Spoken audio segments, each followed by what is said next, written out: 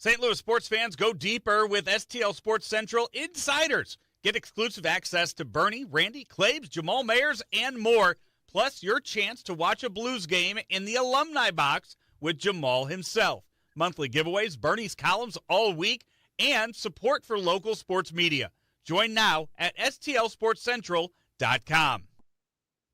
What is up, guys? It is Sunday morning here in St. Louis, Missouri, and the Cardinals just a day fresh off of their latest signing, bringing in starting pitcher Dustin May from free agency. We're going to be breaking down our thoughts on that this afternoon. He is Hunter Mulholland. I am Ethan Hannaford, and we appreciate you joining us here on Card Central 365 on STL Sports Central, where all of our content here is presented by DraftKings. The crown is yours. Hunter, how you doing this morning, my friend? Doing good. Looking forward to a little bit of fantasy football playoffs later. So, it's a big sports day for a lot of reasons for a lot of people, and it's nice that Cardinals fans have something in the heart of the winter to be also excited about. And Chaim Bloom most certainly has not been hesitant to be out there to be aggressive. We saw him just a couple of weeks ago bringing in Sonny Gray, getting a couple of prospects in return, trading away Sonny Gray. And now, just a couple weeks later, just before Christmas, he puts a little bow on the top of Dustin May's red head, and now the Cardinals will have a new member to their starting rotation. We knew that Bloom had been looking into the free agent market, had been wanting to add at least one starting pitcher. But, we've talked throughout the offseason, whether it be you and I or Brendan Schaefer or Randy Carricker or Joe Roderick or Mike Claiborne, about what makes sense for the Cardinals to go after on the free agent market this offseason, and what has made St. Louis such a good organization for such a long time is their ability to be able to find good value on guys that maybe the rest of the league doesn't see necessarily as that way. Now, we don't know the details of Dustin May's contract at the moment. All we know is that it is a one-year contract. I believe that's all that we know at the moment. We'll continue to look and make sure that nothing gets updated during our show. But what we do know is that this, to a certain extent, is a little bit of a flyer. Dustin May, a one-year deal. This is a guy that has had success during his career. Had a very notable stint with the Dodgers for several years. Last year got traded to the Boston Red Sox midway through the year. Didn't go as well the rest of the year, or really at all in 2025 for him. But like I said, this is a guy that you've seen do it. You know he is capable of it, and the Cardinals banking on that a little bit. We'll see what that looks like long-term for them with Dustin May, but worst case scenario, this is a guy that, well, I wouldn't say it's necessarily worst case scenario, but one of the situations, the way that this could play out is perhaps he ends up having a really solid year or a really solid half year, and you're getting a lot of calls for him when it comes trade deadline time in July. So this is a deal that makes a lot of sense for me. We're going to get into it a little bit more, but what are your initial thoughts as to the Cardinals signing starting pitcher Dustin May? Well, when we were talking about what we were going to discuss ahead of the show, before the news broke, we were potentially talking about anything, pitching rotation wise. And then the Cardinals went out. It's like they have a tracker on my phone or something. They go out and they sign Dustin May. Dustin May was a really promising young pitcher with the Dodgers. He ran into a bunch of injuries that just kind of derailed his career. But in 2023, his last full season in LA, he did have a 2.63 ERA. Granted, that was only over 9 starts. Again, he hasn't started more than 10 games in his career, and he hasn't hit that mark since 2020. He's a guy that had a lot of promise, ran into a bunch of injuries, gets traded last year to Boston, which is where last year is where he finally breaks through and starts 20 plus games. And he has a 4.96 ERA across the two teams. I don't hate the move. I think maybe last year was a little bit of the rebound from his injury. I believe he got TJ in 24, and that's why he was out. But if this is the move that the Cardinals are going to do, they're looking to maybe not necessarily be as competitive next season. It's not a bad move to send a flyer out on a guy like a Dustin May who has shown promise. If you get him healthy, is it possible that he responds and returns back to where he was? And then, like you said, maybe he's somebody that at the trade deadline you're looking at moving off of. We don't know the final details on the contract. I wouldn't mind if there was a team option for a second season of Dustin May in case he pitches well, in case there's setbacks with Quinn Matthews and the other starting pitchers that are coming up through the ranks of the minor leagues.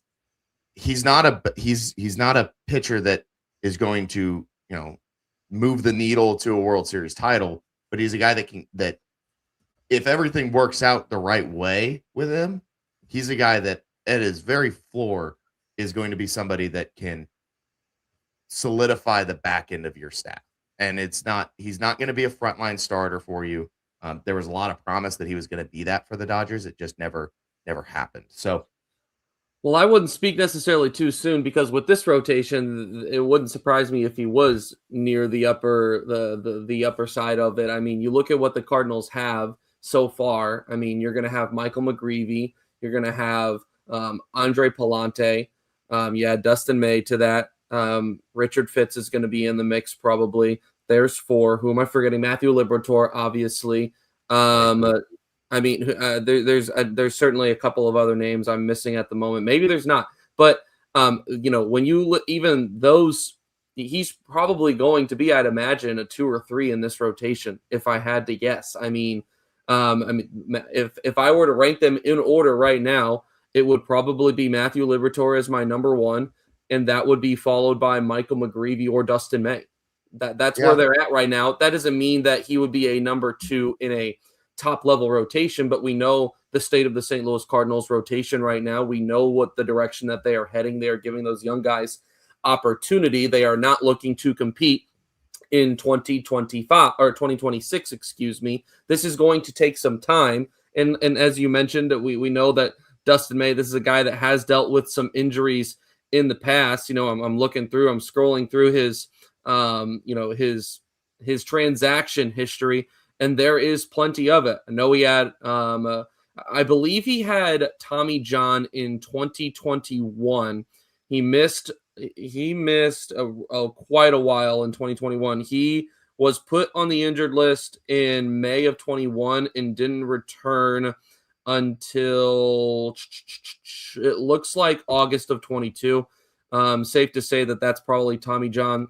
In 2020, later in 2022, lower back tightness. 2023, right forearm strain, where he missed a lot of time, was put on the 60-day IL at that point as well. So this is a guy that does have a long history injury, and it followed him to Boston, where he had the right elbow neuritis. So, in that sense, there is some risk to it. But at this point, if you're the Cardinals, what's the worst that comes out of it? It doesn't work. Okay, if it doesn't work, it doesn't work. I think that you sign a guy like Dustin May more so for when you've seen it work than when you haven't seen it work. And the year that we really saw it work the most was 2020, when he started 10 games and he had a 2.57 ERA. Now, like I said, obviously the COVID year.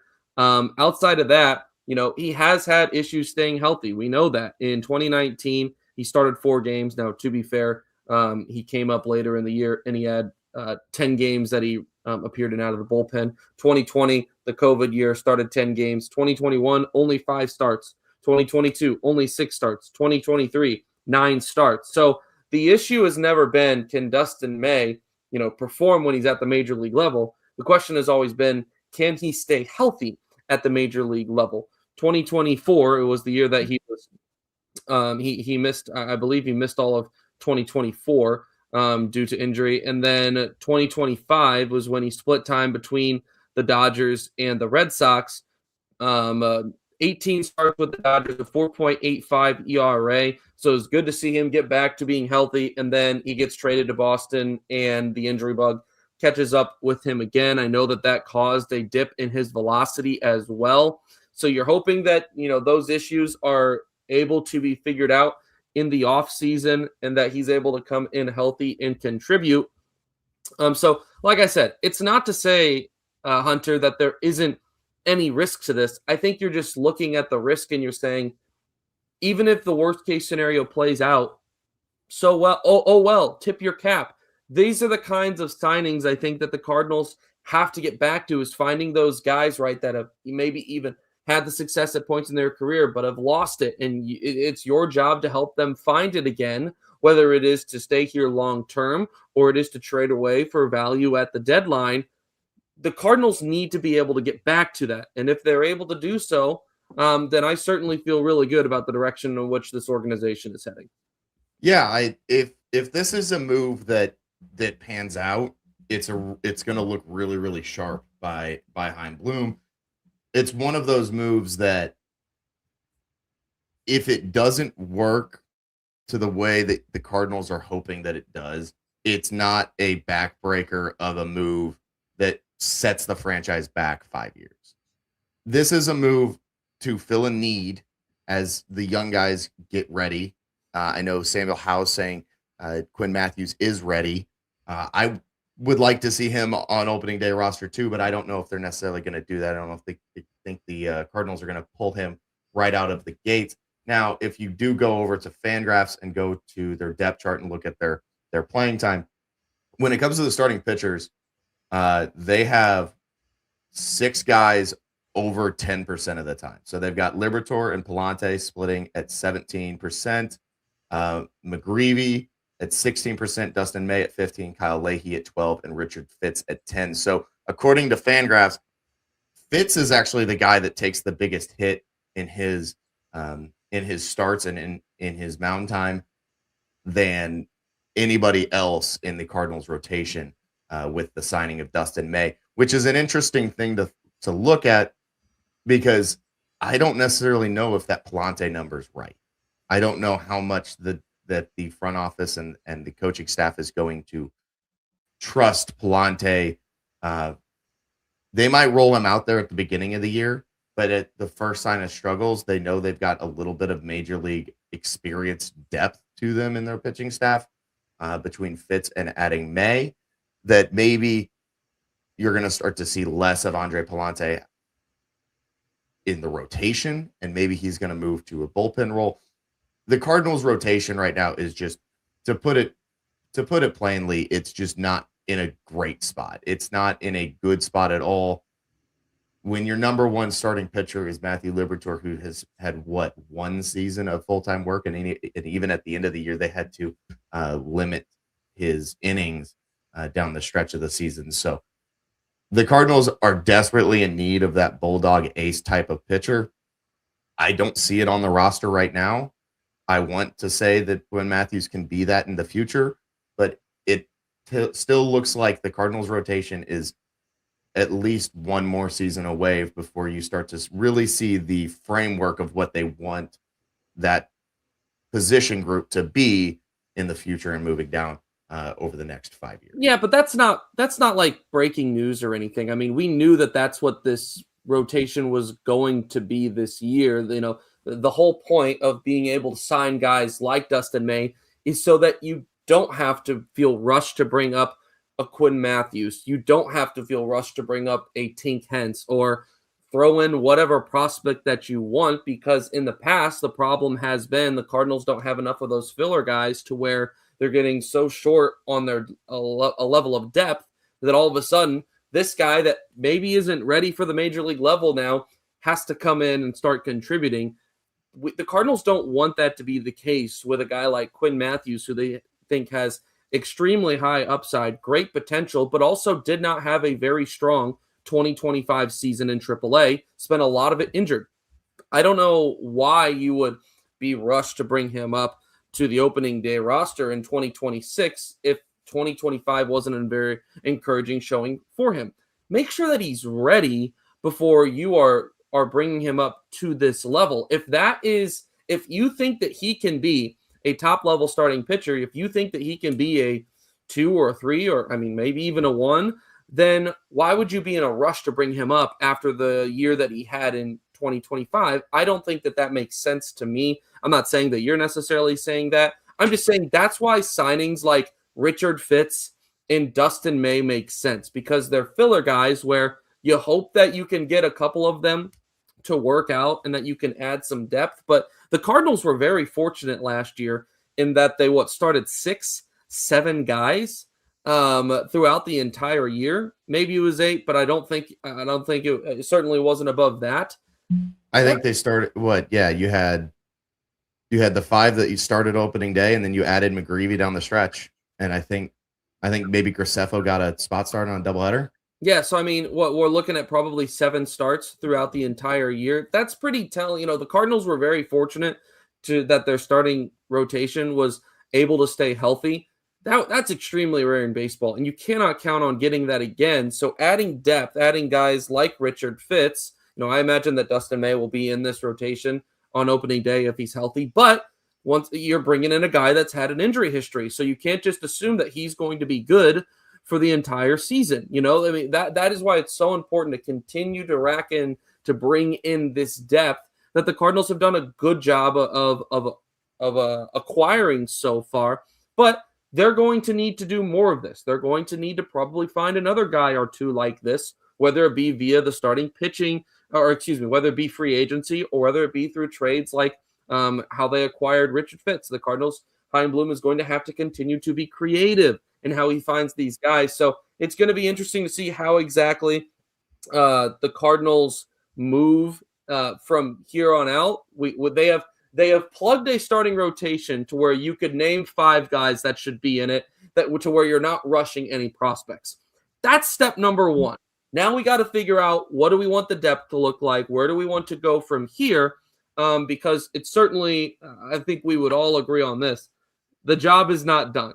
It's off to a great start, but there's still a lot of logjam on the roster, in which we know that Chaim Bloom is actively working at trying to trade away some of it, trying to find good deals. We know that there's been some new information out about Brendan Donovan and teams that are interested in him. What is the return for Brendan Donovan? What are they looking to get back? There's a lot of different ways in which we could go from here, but I think we can all agree that Dustin May, I wouldn't say safe. I would say it's actually the opposite of safe, but it's a year in which you can afford to give that a go, knowing that the worst that happens is maybe you lose a couple of extra games as a result. If you're if you're looking, Hunter, at being a team that's making a run for the World Series, and you're looking at Dustin May saying, "Hey, we would like you to be our number 3," then that's a little bit more risky, because the downfall is all of a sudden who replaces him when he's injured, or what happens when he's hurt. But in a year like this, where you have nothing to lose, why not? So I'm a big fan of this, and I'm going to be interested to see him come spring training time, what he's looking like, and if the Cardinals are able to add some value back to that arm, because it's been solid at times. Yeah, he's a very interesting talent. He's not a super old prospect. I feel like I'm talking about who was a Yankees guy that felt like he was a Clint Frazier. But he's 28 years old. He's going to be 29 at the end of the season next year. He's not super old in terms of where he can't turn around his fortunes in the major league. He's still got that upside that you saw from him in his early career with the Dodgers. And if you could just get him to stay healthy, I think you're going to start to see him return to his form. And if he puts back-to-back healthy seasons together, I know last year he dealt with a little bit of things here and there, but he did throw in 25 games. He pitched in 25 games. So if he can do that again this season, you're going to start to see Dustin May really start to build that. And that's where I think that the a mutual option or a team option would be really, really smart for the Cardinals to tack on here, just because it protects you in the long run. If he's good enough for you this season and you need to fill another spot next year, whether it's injuries to Hintz or Matthews or setbacks from any of those guys, or guys going out the door, or any injury to your current major league rotation, then he allows you to, hey, we still got Dustin May. Dustin May is going to be here to stay for at least one more year. I would like to see it. We'll find out once the official announcement from the Cardinals is posted on the final contract terms. If there's not a team option, I still like the signing. I think it's a good signing for this upcoming season. It just makes too much sense to pass on a guy that has that kind of upside with, the risk, and the risk is that he could get hurt and wash out for the rest of the season. But the upside is that he returns back to his form that he showed with the Dodgers, and I think that's worthy enough of a risk in a season that the Cardinals are going into this year. Spending a few extra $1 million, I know for the normal person that sounds ridiculous, but for these owners, if spending a few extra $1 million with the chance that you could either, one, get really good value on a starting pitcher, or two, get good value at the trade deadline and be able to get some good prospects in return. If you could get one of those two options out of this, that's considered a win. And if not, then, oh well, you spent a few extra $1 million if it doesn't work out.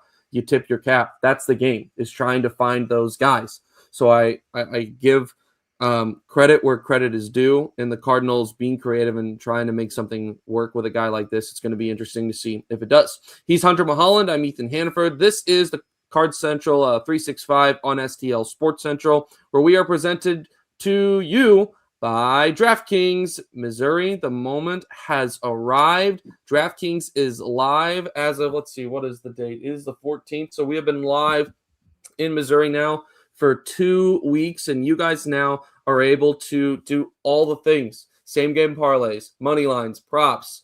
You guys are able to do it all from your phone by downloading the DraftKings Sportsbook app, and it's all safe, it's secure, it's easy to use. You guys get how this goes. You know how the game day vibe goes. And with DraftKings, you guys can also, bring that vibe potentially into your pockets, by knowing the game, by watching the game, down to the snap, down to the pitch. That's how amazing DraftKings Sportsbook is. And right now, new Missouri customers, you can bet just $5 to get $300 in bonus bets instantly. No waiting, no nonsense. Just pure action, powered by America's top-rated sportsbook app. Download the DraftKings Sportsbook app and use code STL Sports. New customers in Missouri bet $5 and get $300 in bonus bets instantly. That's code STL Sports. The crown is yours, and it's in partnership with DraftKings. Gambling problem? Call 1-800-GAMBLER. 21 and over. Physically present in Missouri. Eligibility and restrictions apply. One single use odds boost per customer. Market boosted to plus 100 odds. Max bet $50. Expires at 8:20 p.m. Eastern Time, December 7th. Terms at sportsbook.draftkings.com/promos. Hunter Mulholland, Ethan Hannaford, Card Central 365 on STL Sports Central. As we mentioned just a moment ago, presented to you by DraftKings. The crown is yours. Hey, if you don't have the money, if you don't know if it's wise for yourself to do it, then don't do it. But if you feel like you're in a place where you can do it, then do it. It's a great time. It's a lot of fun. And the bonus bets is quite literally free money. I've had a blast with that the last couple of weeks, specifically from DraftKings. Looking through some of the comments here, Joe commenting saying that the Cardinals did a fantastic job on Dustin and said he will be fine for us. I'm going to continue to scroll through here and see if there's any other comments. I know some people are talking in the comments about, what's it looking like with Contreras? What's it looking like with Donovan? Some people are just hoping that Andre Palante is not in the rotation this year. I don't think we've signed enough guys to know if that'll be the case for sure or not. John commenting saying that this is what his starting five would be: Liberatore, McGreevy, Fitz, May, and Leahy. A lot of people excited about what Kyle Leahy could be this year as a starting pitcher. We know that the pitch mix that he has certainly could play as a starter, so it's going to be very interesting to keep an eye out on that. Comment here saying, if it keeps Palante out of the rotation, I'm totally behind this. Listen, I understand the frustration behind Andre Palante. It certainly was a bumpy 2025 for him. All these guys are going to start games in 2026. That's the reality, is that the Cardinals are going to end up starting 9, 10, 11 guys this year, especially when you look at how young some of these arms are. You think that Matthew Liberatore got exhausted by the end of last year? He's a guy that you view could be a top-level starter. This is going to happen. It's going to be a repeat with a lot of these guys, and perhaps that's how you keep a guy like Dustin May healthy, is by maybe making sure that there's a little bit of extra time in between starts. We saw the Cardinals do that last year. They were very smart. They were very wise at taking care of their starting pitchers, and that's why so few dealt with injuries last year. Maybe they're able to incorporate something similar next year, and it helps you find a way to keep a guy like Dustin May healthier during the 2026 season. Yeah, I completely agree. The prospect of having a 6-man rotation to me is always terrifying. But I'm not even saying 6-man rotation throughout the entire year, but we saw them do that at different times at points last year for short stretches of time, and I'm not against that. Yeah, if it for an entire season, absolutely not. But when it's necessary, when you need to buy some time and using somebody, maybe it's Richard Fitz, maybe it's Andre Palante, using somebody in that role of, hey, you're going to go in there and you're going to start, we're going to go 3 rounds through the rotation where we're just going to bide some time, keep some guys healthy, get them a little bit of extra rest. I don't think it's a bad thing. Joe Breeding says, I'm ready to see our Tennessee players. I completely agree with that. I am so excited to see Liam Doyle. He was my pick. If I had to pick somebody out of the entire draft class last year to be the Mizorowski and Skeens that gets called up the year later, and maybe doesn't just blow your socks off, but does a good enough job at the major league level and shows some real promise. He was my pick for that at the end of the draft last year. I was really impressed with him at Tennessee. I'm really impressed with the fire and intensity that he plays with, and I think that's something that Cardinals rotation is missing. Well, as we begin to slowly wrap up here, last thing I'll touch on is that we've seen the Cardinals make 2 notable moves up to this point, and that was trading away Sonny Gray, bringing in Brandon Clark and Richard Fitz, and now acquiring starting pitcher Dustin May. We've talked through some of the highlights, the potential for upside when it comes to a guy like Dustin May. There certainly is some risk in that as well. As we've mentioned, it's just a year where you're willing to take that risk. We'll see if it ends up panning out for the Cardinals. We know also that Chaim Bloom is nowhere near being finished this offseason, that the offseason is young. Let's see, December 14th, taking a look once again at the date. We're not even at Christmas. So things are, these moves are going to continue to happen. As I mentioned earlier, Brendan Donovan, there's been some news around him that the Mariners and the Giants are the 2 teams that are in on him the most right now, and that the Cardinals are hoping and expecting, if they are to trade him away, to get two prospects at least for him. And the talks is that they're going to have to be 2 pretty high-quality prospects. We'll see what ends up happening with him. There's so much that could happen still this offseason. Wilson Contreras, there's been rumors around a couple of different teams, the Red Sox and the Mets, being interested in him. So I say all this to say the offseason is young. I am sure that Randy Carricker and company will discuss in the morning or in the afternoon tomorrow, a little bit more on the Brendan Donovan situation, what that could look like in the latest reporting on that. But for now, we're going to say so long. Hunter, any final thoughts before we wrap? I'm excited to see where Bloom takes this offseason and the way that he's kind of attacked it early on. I really want to see what he does with some of the other moves that still need to be made for the Cardinals heading down the line, and see what he has planned in store to kind of set the Cardinals on the right track for 26. He is Hunter Mulholland. I am Ethan Hannaford. This has been Card Central 365 on STL Sports Central. Once again, all of our content here on STL Sports Central is presented by DraftKings. The crown is yours. Peace.